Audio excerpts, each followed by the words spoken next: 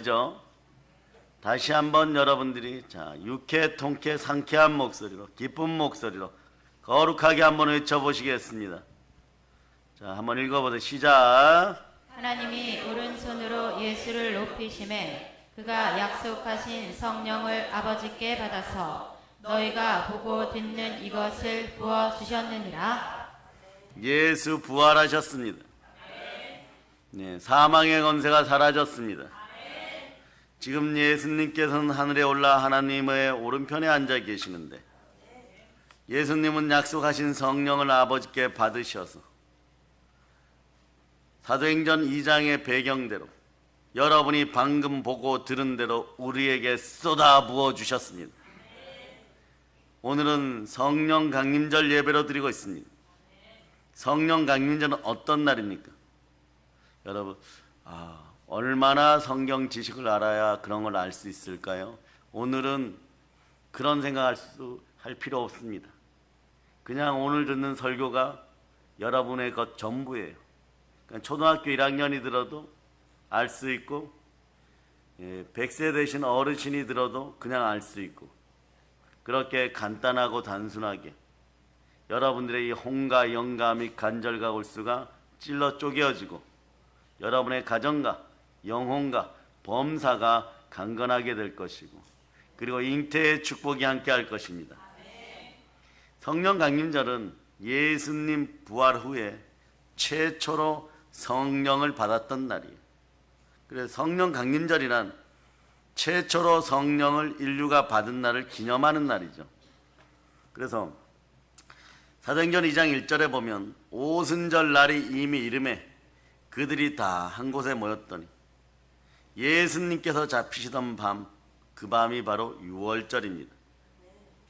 그 이후에 50일째 되는 절기가 오순절이에요. 여러분, 이 오순이란 말을 쉽게 이해하시겠습니다. 계란 한 판은 몇 개입니까? 여기 30개 단위죠. 오징어 다리 몇 개입니까? 오징어 다리. 자, 오늘 김구자 권사님은 마른 오징어를 한 마리 사서 안수지사님한테 보여주시고 맛있게 드시기를 바랍니다. 자, 문어는 다리가 몇 개입니까? 8개. 그러면 김 한 톨은요? 김 한 첩이 100장이죠. 그죠? 한 톨은요? 10장이죠, 여러분. 요렇게 단위예요, 여러분. 이 순이라는 건. 1수는 10개를 의미합니다. 그 5수는요? 50개. 예. 그래서 자, 예수님께서 부활하시고 50일째 되는 절기가 바로 성령 강림절인데 말입니다. 이스라엘의 명절 오순절하고 날이 딱 맞았어요. 바로 그날 그때 제자들이 마가의 다락방에 어디에 모였다고요? 다락방에 모였습니다. 예배할 때 약속하신 성령을 받았어요. 이게 사도행전 2장 1절에 있는 것이죠. 사도행전 2장 1절. 자, 읽어주세요. 시작. 오순절 날이 이미 이름에 그들이 다 같이 한 곳에 모였더니. 아멘, 할렐루야. 다시 정리해 드립니다. 예수님이 잡히던 날 그 밤부터 50일 되는 날이 오순절이에요. 그런데 예수님이 잡히던 그날도 이스라엘 명절이 무슨 명절이냐? 출애굽을 기념하는 유월절 날이. 그 유월절 날 붙잡혔는데, 유월절 날은 만찬을 즐기는 날인데, 그날 인간 세상의 만찬이 최후의 만찬이 되었어요. 여러분 잘 아시죠? 레오나르도 다빈치가 그린 최후의 만찬. 그날이 바로, 이날이 바로 유월절 날이고, 이날 잡히시고 50일 지난 날이 바로 오순절이에요. 사랑의 여러분, 그러면 아버지 하나님은 왜 성령을 오순절에 내리셨을까? 이게 이제 중요해요. 여러분의 복이 여기에 있습니다. 이스라엘 백성에게 오순절은 어떤 의미입니까? 따라해 보세요. 광복의 날. 네. 또 이렇게 외쳐보세요. 하늘 문이 열린 날. 예. 이스라엘 백성에게 오순절은 어떤 의미이길래 그날에 약속하신 성령이 강림하신 것일까요? 그건 바로 이날이 출애굽한 이스라엘 백성들이 광야에서 처음으로 하나님의 말씀을 받은 날이에요. 처음으로 하나님 말씀을 받은 날. 말씀 되시는 예수 그리스도가 이 땅에 오신 것처럼 귀한 날입니다. 처음 말씀 받은 날이에요. 그런데 그것이 이스라엘 달력으로 몇 월 며칠일까요? 이건 웬만해서는 신앙생활을 아주 열심히 50일 해도 잘 몰라요. 출애굽한 이스라엘 백성들이 애굽을 탈출하여 50일 후가 뭐냐? 자, 그 나라 3일절이에요. 따라해서 이스라엘 3일절. 이스라엘 3일절이 오순절 날이에요. 우리나라 3일절은요. 천안이 생각나고 태극기가 생각나고 네, 유관순 누나가 생각나고 그런 3일절이죠. 그런데 이스라엘 백성들의 3일절은 바로 시내산 앞에 도착한 오순절 날이에요. 그러니까 하나님의 첫째 말씀을 받은 산은 시내산이고 시내산 앞에서 오순절을 기념하게 되는 거죠. 네.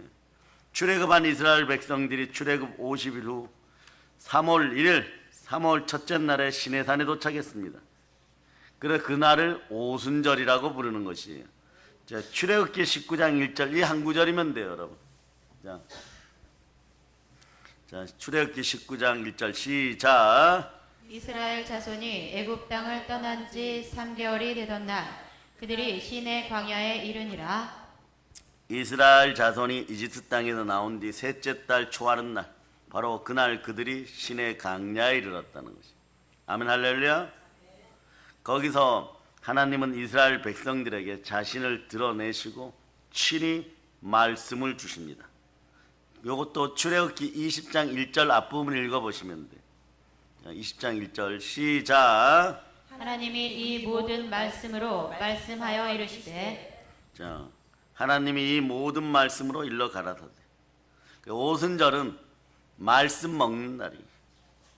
오순절은 말씀의 날입니다. 신실하게 말씀에 순종하면 오순절 절기를 잘 지키는 거예요. 그 말씀에 순종함이 곧 복이라. 주여 주의 여종이 말씀대로 이루어지이다. 이 말씀을 하신 분은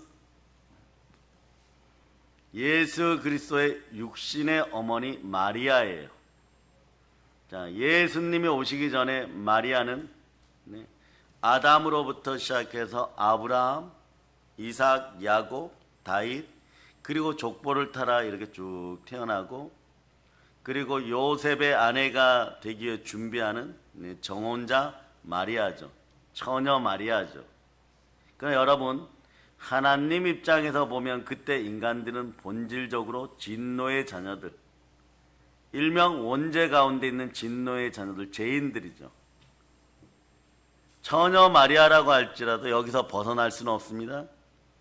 죄인된 그 여인의 몸에 성령으로 하나님은 예수 그리스도를 잉태시키셨습니다.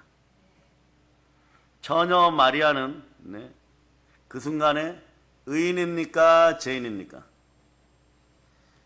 죄된 가운데 영원하신 말씀의 하나님 예수 그리스도를 잉태하게 된 것이에요. 그렇습니다. 예수님은 죄 가운데 오셨습니다. 그러면 이 시대에 살아가는 여러분들 죄와 허물로 불순종으로 마음이 힘들고 어려워졌습니까?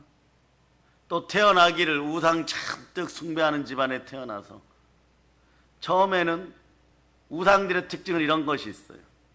제사의 영들 뭘 할 때 기분이 들떠요. 그냥 마음으로는 좀 잘 될 것 같은데 지나놓고 나면은요 원수도 이런 원수가 없습니다. 되는 것이 하나도 없어요. 왜냐? 한번 따라해 보세요. 말씀 따라 사는 것이 최고의 복입니다. 예, 당연한 것이요. 여러분. 말씀으로 예수 그리스도가 오셨습니다. 요한복음 1장 1절로 보십니다. 요한복음 1장 1절. 자, 읽어주세요. 시작. 태초에 말씀이 계시니라. 이 말씀이 하나님과 함께 계셨으니 이 말씀은 곧 하나님이시니라. 그래서 여러분, 사람들이 말이에요, 영적인 법칙, 말씀의 법칙을 모르면요, 참 삶이 힘들어질 때가 있어요. 오늘은 이런 예화를 들어드립니다. 대한민국의 여성 앵커 중에 최고는 누구입니까? 10여 년 전에 김주아라는 아나운서가 있었습니다. 그런데 그분 어머니는 신앙생활을 제대로 하는 주의 종이나 주의 자녀들 중에서 대단히 유명한 분이에요. 전도왕이에요. 전도왕. 어떤 전도왕이냐? 가족 전도왕이에요. 1년에 최소한 한 100가족 정도를 여의도에서 전도해버려요. 어마무시하게 그곳 담임 목사님에게 사랑을 받았습니다. 그런데 딸을 시집 보낼 때 한 가지를 놓쳤어요. 뭘 놓쳤느냐? 말씀에 딱 한 번 불순종했습니다. 워낙 사이 될 사람의 프로필이 좋아서 제대로 신앙생활 하는지 그런 거 믿지 않고 그냥 결혼을 시켰더니 그 집안이 아직 제사 지내고 있었고 무속적인 행위도 하고 있었고, 근데 훗날에 다 드러나게 되죠. 유부남이었고 프로필도 가짜였고 결혼을 생활을 유지하기 위해서 가지고 간 돈 다 빼앗기고 매일 얻어맞고 살고 있었고, 그 사실이 드러났어요. 그 어머니가 그 담임 목사님, 나이 드신 담임 목사님 앞에서 펑펑 울었어요. 목사님이 주례했잖아요. 그런데 나는 전도 열심히 해서 전도 왕이잖아요. 그런데 왜 이런 일이 벌어집니까? 그때 얘기했습니다. 말씀 따라 삽시다. 그러고 나서 그분은 그날 이후로 새로운 전도왕이 됩니다. 전도하고 나면요, 첫 번째 물어보는 것이 이거예요. 너희 집에 아직 제사 지내고 있니? 무속적인 일 있니? 이래버려요. 그러고 나면 같이 막 금식하고 해서 전도한 집안에 무속과 제사형 우상을 막 청소해줘 버려요. 이걸 다 끊어내니까 어떠냐? 자신이 데이터를 내었다는 거예요. 10가정 전도하면은 제사의 영을 끊어내기 전에는 10명 중에 2~3가족만 살아남았는데 무속과 제사 우상의 영을 끊어내고 나니까 행복 지수도 높아지지만 같이 전도하러 다니지만 10에 8, 9은 가족이 살아남더라는 것이. 특히 그 자녀들이 정신이 집중이 잘 되더라는 거예요. 우리도 마찬가지입니다. 한번 외쳐보세요. 말씀의 순종함이 복이라. 그래서 출애굽한 노예 출신 이스라엘 백성들에게 하나님은 제일 먼저 주신 것이 시내산 앞에다 불러 모으시고 이렇게 얘기하는 거예요. 말씀부터 주시는 거예요. 하나님이 이 모든 말씀으로 일러 가라사대. 그 오순절은 말씀과 관련인 것이. 그럼 이제 여러분에게 두 번째 질문을 던집니다. 그럼 이 오순절에 내린 성령을 통해서 여러분들은 교회를 통하여 어떤 축복을 받을 수 있을까요? 교회와 성령 하나님은 어떤 관련이 있을까요? 따라하세요. 오늘이 교회 생일날입니다. 성령이 오순절에 내리고 나서 이 성령 강림절은 교회 탄생일이에요, 여러분. 그날부터 초대교회가 시작되는 것입니다. 교회는 하나님의 영이신 성령을 통해 이 땅에 세워졌습니다. 그 성령이 바로 말씀의 영이시고 진리의 영이십니다. 그 성령님이 함께 하면 예수가 그리스도를 믿게 되고 그 믿음이 그리스도의 몸된 교회에서 여러분들을 예배드리게 하는 것이에요. 예배드린다는 것은 무슨 얘기냐? 하나님이 여러분들을 포용하고 있다. 아버지 하나님이 사랑해주고 있다. 그러니까 오늘 이런 단어도 한번 했죠. 우리 집은 내가 오늘 예배드리니 번성하고 번성하리라. 네, 이런 마음으로 가져야 돼요. 그래서 성령 임재의 첫 장면은요, 사도행전 2장 4절로 있죠. 이 장면을 보고 계속 말씀을 듣도록 하겠습니다. 사도행전 2장 4절. 자, 여러분 읽어주세요. 시작. 그들이 다 성령의 충만함을 받고 성령이 말하게 하심을 따라 다른 언어들로 말하기를 시작하니라. 여기서 다 성령의 충만함을 받았어요. 이 충만이라는 단어를 기억하세요. 한번 외쳐봅니다. 교회도 충만하고, 말씀도 충만하고, 성령도 충만하면 하늘 문이 열리고 하늘 복이 임합니다. 이 충만이란 단어가 대표적으로 사용되는 것이 교회예요. 그런데 이 단어 언제부터 사용됐냐? 창세기부터 사용되었어요. 여러분들은 생육하고 번성하고 그저 말씀 따라 충만하면 나머지 복은 영혼이 잘 되고 범사가 잘 되고 강건하고 더러운 악한 것들이 틈타지 못합니다. 한번 보시겠어요? 이 충만한 단어를 찾아봅니다. 창세기 1장 28절입니다. 태초부터 하나님은 우리에게 너희는 이렇게 충만하게 살아라. 그것이 최고의 행복이고 최고의 복이다, 이런 거예요. 창세기 1장 28절로 읽어주세요. 시작. 하나님이 그들에게 복을 주시며 하나님이 그들에게 이르시되 생육하고 번성하여 땅에 충만하라. 땅을 정복하라. 바다의 물고기와 하늘의 새와 땅에 움직이는 모든 생물을 다스리라 하시니라. 생명이란 말이에요. 생육하고 번성한 기본입니다. 그런데 그 다음에 생뚱맞게 충만하라예요. 공부 열심히 해서 서울대 가고 박사 되고 돈 많이 벌고 이런 얘기가 아니라 충만하라. 먼저 충만해져야 돼. 그 충만이라는 단어를 에덴 동산에 두었는데 아담과 하와가 뱀의 미혹을 받아 이걸 잃어버리니까 뭘 해도요 가시와 엉겅퀴가 나오는 거예요. 농사지어서 잘 살려고 하는데 막 땅이 막 분노해가지고 말이에요. 환경이 분노해가지고 막 가시와 엉겅퀴가 나오는 거예요. 말씀 따라 살면 그냥 충만해집니다. 그런데 불순종하는 순간에 땅도 분노해버려요. 환경도 분노해버려요. 아닌 것 같죠? 시간이 지나면서 시간이 증명해버립니다. 왜냐? 이 지구의 모든 공의로운 시간, 정직한 시간의 주인은 하나님이십니다. 아멘, 할렐루야. 그 24시간 365일 말씀의 충만함을 예배를 통하여 받아 누리시기를 바랍니다. 그럼 그 충만함은 어디서 회복되느냐? 바로 우리를 구원하신 예수 그리스도 안에 그 충만함이 있어요. 그 충만함을 묻어두신 곳이 바로 교회입니다.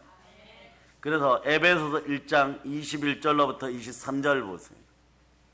1장 21절로부터 23절. 자, 읽어주세요. 시작. 모든 통치와 권세와 능력과 주권과 이 세상뿐 아니라 오는 세상에 일컫는 모든 이름 위에 뛰어나게 하시고 또 만물을 그의 발 아래에 복종하게 하시고 그를 만물 위에 교회의 머리로 삼으셨느니라. 교회는 그의 몸이니 만물 안에서 만물을 충만하게 하시는 이의 충만함이니라. 이제 아시는 거예요. 교회에 나오는 것이 복입니다. 이렇게 외칠 수 있는 단계가 여기에요. 예수가 그리스도를 믿고 성령과 함께 교회에 와서 그냥 살았더니 충만해지는 것이에요. 그래서 어떤 분들은 이렇게 간증하는 걸 제가 들었을 때 그 멘트가 40년 동안 마음에 있어요. 그게 뭐냐? 우리 집안이 이렇게 잘된 것은 예수 믿어서입니다. 그 아드님은 이렇게 얘기해요. 엄마 따라 교회 갔더니 그냥 모든 게 해결되었습니다.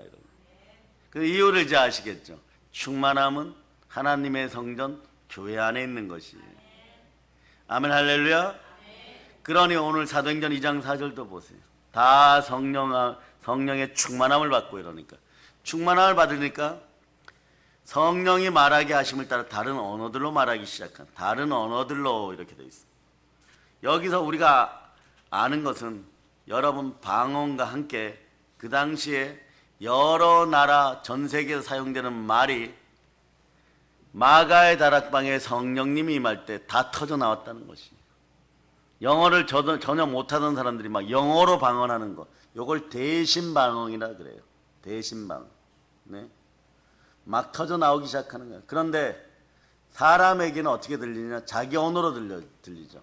그러니까 하나님이 열어주실 때는 하늘로부터 온 대신방언인데, 들리는 것은 사람에게 들리니 대인방언이 되는 것입니다. 초대교회에서만 이런 현상이 있었어요. 그런데 여러분이 아는 방언은 사실 대신방언이 전부죠.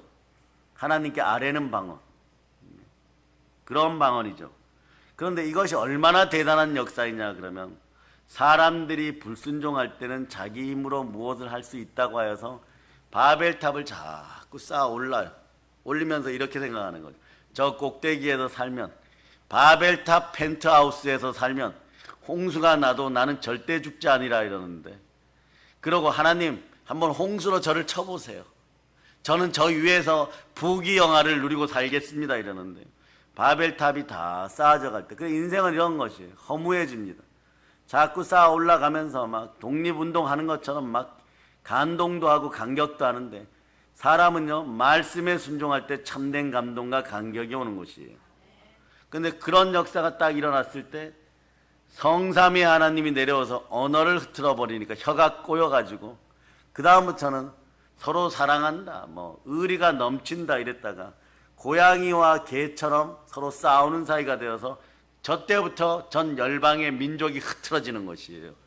그리고 흐트러진 인생들끼리 각자의 부족말을 쓰다가 그 언어가 하나로 통합되는 단 한 번의 사건이 생기는데, 오늘 성령이 임하셔서 혀들을 정상으로 만드니까 언어가 인간끼리도 막힘이 없고 하나님과도 막힘이 없는 것이에요. 그 성령 충만할 때 여러분 인생도 막힘이 없는 것이에요. 그러니까 모든 사람에게 성령의 말하게 하심을 통해서 각 나라 말로 구원이 전파되기 시작합니다. 그러니까 여러분들이 복음을 전할 때 성령님은 늘 여러분과 함께 하는 거죠. 그래서 여러분 신나게 우리 한번 외쳐보겠습니다. 자, 사도행전 1장 8절로 1장 8절 시작. 오직 성령이 너희에게 임하시면 너희가 권능을 받고 예루살렘과 온 유대와 사마리아와 땅끝까지 이르러 내 증인이 되리라 하시니라. 그래서 권능이 임하면요, 여러분의 마음도 하나님께 다 감찰되어서 마음이 깨끗해지기 시작해요. 그래서 바벨탑 쌓는 인생들이 아니라 성령 강림절처럼 사랑과도 정직하게 열리고 말씀의 열림을 통하여서 인생도 열리기를 축복합니다. 그런데 사람들은 꼭 그때 이렇게 얘기하죠. 부정의 언어가 있었던 바벨탑 식구들은 뭐라고 얘기하느냐? 이 자들이 세술에 취하였다 이래버려요. 여러분, 너무 신기하니까. 이성으로 상식으로 이해 안 되는 거죠. 세술에 취하였다. 이럴 때 우리는 조심해야 됩니다. 그런데 베드로가 11사도와 함께 소리를 높여 그것이 아니라고 얘기하는 거예요. 선지자 요엘과 다윗의 말씀을 인용하여 설교하죠. 자, 어떤 내용이냐? 요엘서 말씀이 사도행전 2장 17절에 있습니다. 2장 17절, 사도행전 2장 17절. 자, 여러분 읽어주세요. 시작. 하나님이 말씀하시기를 말세에 내가 내 영을 모든 육체에 부어주리니 너희의 자녀들은 예언할 것이요 너희의 젊은이들은 환상을 보고 너희의 늙은이들은 꿈을 꾸리라. 성령님은 그리스도의 영인지라 구원이 모든 사람들에게 평등하듯이 성령도 공평하게 임하는 것이. 그러면 나는 왜 은사를 못 받는가? 왜 나는 성령님과 친밀하지 않는가? 여러분 스스로가 은사가 하나님의 선물임을 절대적으로 믿어야 돼요. 은사는 하나님의 선물입니다. 보혈로 마음을 씻고 늘 구하는 것은 하나님의 영광을 구하기 위해서 무릎 꿇기 시작하면 어느 순간부터 은혜가 임하는 것이. 그러면서 영, 혼, 육이 회복되고 치유되고 은사가 임하기 시작하는 거죠. 여러분의 마음속에 말씀의 은혜가 흘러넘치기를 축복합니다. 그런 다음에 어떻게 되느냐. 자, 말씀이 임하고 성령이 임해버리니까 사람들이 갑자기 똑똑해지고 지혜로워지고 그러면서 깨달아 아는 것이에요. 아, 그러면 우리 말씀에, 자, 이스라엘 전승 말씀에 부활하신 분이 그리스도신데, 그러면 우리가 그리스도를 십자가에 못 박아 죽인 거 아니야? 이제 큰일 난 거예요, 여러분.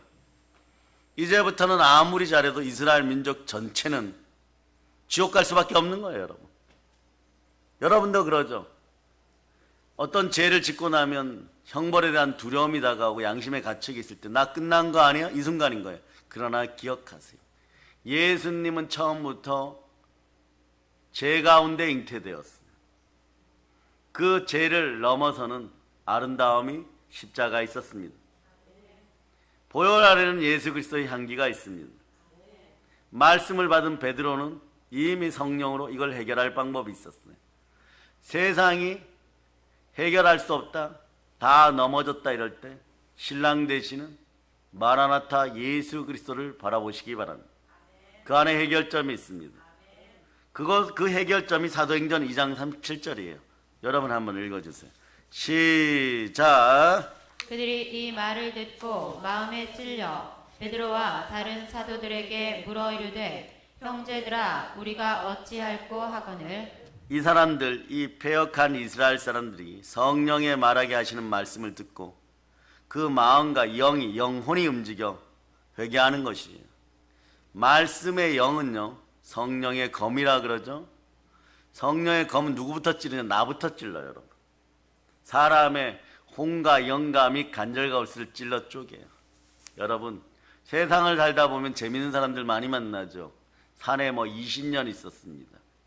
도 닦았습니다. 그런데 이렇게 도를 닦아도 구원은 없습니다.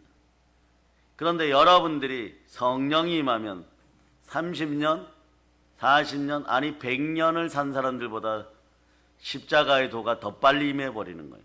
세상을 구원할 수 있는 도, 자기 자신이 하나님께 구원받았다는 확신의 도, 나는 지금 이 땅에서 소멸되어도 천국 간다는 그 영광스러운 도, 그 도가 언제 이루어지느냐? 사람이 아무리 행함으로 수련하고 노력하여도 잠시 잠깐 사람들에게 깨끗해 보일 수는 있으나 영원한 깨끗함은 하나님께 있습니다. 그 하나님이 예수 그리스도를 통하여 성령으로 우리 안에 오셨습니다. 그분이 우리 안에 계십니다. 인류 최고의 도가 여러분 속에 들어오셨습니다. 그것을 사용하기 시작하면 우리가 말씀에 순종할 때 이런 영이 또 임해요. 반성하자, 회개하자, 집안에서 우상을 몰아내자. 참된 회개의 영이 임해버리는 거예요. 그러면서 막 그동안 회개하다가 보면 사람 마음으로 교회 다니니까 오늘부터 술, 담배 하지 말고 좀 깨끗하게 살아야지. 이러다 보면요, 회개도 마지막이 딱 되면 이래요.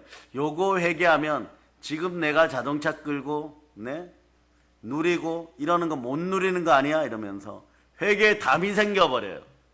그러나 성령님이 임하여서 참된 회개의 영이 임하면 이런 이까짓 것, 인생 정말 망가지게 하는 더러운 것들 다 사라지고 오직 예수님 사랑합니다 이렇게 되는 거예요. 그러면서 여러분의 마음속에 내가 하나님의 아들이구나. 그때서야 비로소 천부여 의지업 손들고 옵니다. 예수님 나를 위해 죽으셨군요. 나의 죄를 감싸았고 죄인 가운데 오셔서 죄된 나를 의롭게 하셨군요. 이 사실을 믿습니다. 그럴 때 우리는 한번 외치죠. 의인은 믿음으로 말미암아 살리라. 이 세상의 최고의 도는 천국 가는 도예요, 여러분. 그럴 때 예수님 오시옵소서. 이런 믿음의 도가 최고의 도인 것이에요. 그래서 말씀을 이제 정리해 들어가면서요, 예수님은 한 말씀 우리에게 더 주고 가셨어요. 예수님이 제자들에게 설명했을 때 설명하신 말씀을 보면요, 요한복음 16장 8절로 성령님이 오시면 어떤 일이 벌어지고 우리가 얼마나 위대해지고 아름다워지는지를 알려주고 있습니다. 자, 요한복음 16장 8절 시작. 그가 와서 죄에 대하여 의에 대하여 심판에 대하여 세상을 책망하시리라. 성령님은 말씀의 영이라 그랬죠. 죄에 대하여 의에 대하여 심판에 대하여 말씀하십니다. 그러고 나면 우리는 어디로 들어가느냐? 하나님이 절대 우리를 외면할 수 없는 진리 가운데로 들어가는 거예요. 진리를 알지니 진리가 너희를 자유케 하라. 네. 주의 영 안에 참된 자유가 있습니다. 요한복음 16장 13절로 보세요. 16장 13절. 자, 여러분이 읽어주세요. 시작. 그러나 진리의 성령이 오시면 그가 너희를 모든 진리 가운데로 인도하시리니 그가 스스로 말하지 않고 오직 들은 것을 말하며 장래일을 너희에게 알리시리라. 진리의 성령이 오시면 모든 진리 가운데로 우리를 인도하십니다. 그분이 누구십니까? 진리 되시는 분은 예수 그리스도십니다.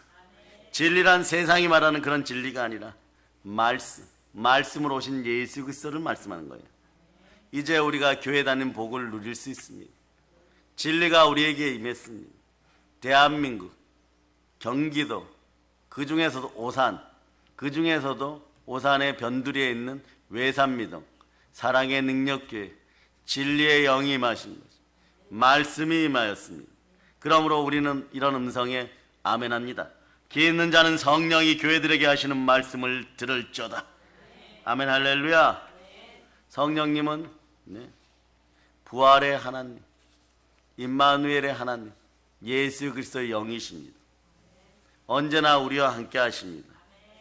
초대교회에 일어났던 오순절 사건은 지금도 계속해서 우리에게 일어나고 온 인류에 반복되고 있습니다. 왜냐하면 예수 그리스도는 끝까지 우리를 사랑하십니다. 은사 중에 최고 은사는 예수 그리스도와 함께 웃을 수 있는 은사입니다. 그냥 기분 좋다고 먹고 웃고 마시고 웃고 이런 데서 기뻐하는 것이 아니라 은사 중에 최고의 은사는 예수 그리스도와 함께 먹고 마시며 웃는 것이 최고의 은사인 것이에요. 그럴 때 여러분의 인생은 항상 기뻐하고 항상 기도하고 범사에 감사하셔서 그리스도 예수를 땅끝까지 전하는 하나님의 뜻을 이루는 하나님의 아들들인 것이에요. 하나님의 자녀들이여, 이제 집으로 돌아가면 여러분의 집안에는 은혜와 축복이 넘칠 것입니다. 그 믿음을 흐트러뜨리지 않고 들어가시기를 바랍니다. 이제 성령 충만하여서, 말씀 충만하여서, 하나님께 감사 충만하여 영혼 구원의 대열에 앞장서는 우리 사랑의 능력교회 성도들 다 되시기를 우리 주 예수 그리스도의 이름으로 축복합니다. 자, 하나님께 영광의 박수 돌리겠습니다. 자, 보혈로 임칩니다. 아멘 할렐루야. 자, 하나님 감사합니다. 오순절 성령 대망회를 잘 마치고 성령 강림절 성찬 예배와 또 본 예배를 잘 드릴 수 있도록 허락하여 주심을 감사드립니다. 영과 진리로 예배